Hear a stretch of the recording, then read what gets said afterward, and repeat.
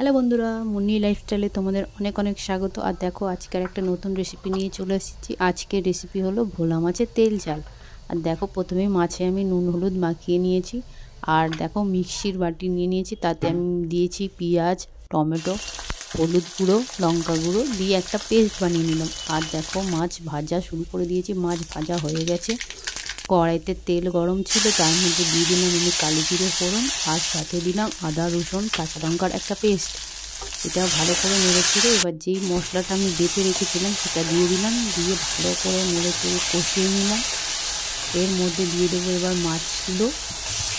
মাছগুলো দিয়ে সামান্য একটু নেড়ে চেড়ে দিয়ে দেবো জল। বন্ধুরা, আমার ভিডিওগুলো যদি ভালো লাগে প্লিজ আমার চ্যানেলটাকে সাবস্ক্রাইব করে নেবেন, আমার পাশে থাকবেন। আর দেখো বন্ধুরা, জল দিয়ে দিয়েছি, দিয়ে হালকা নেড়ে চেড়ে ফুটতে দিয়ে দেবো।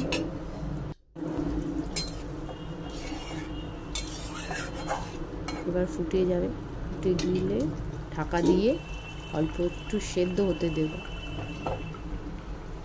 দেখো বন্ধুরা, আমার ভোলা মাছের তেল ঝাল রেসিপি রেডি হয়ে গেছে। টাটা বন্ধুরা, সবাই ভালো থাকবে।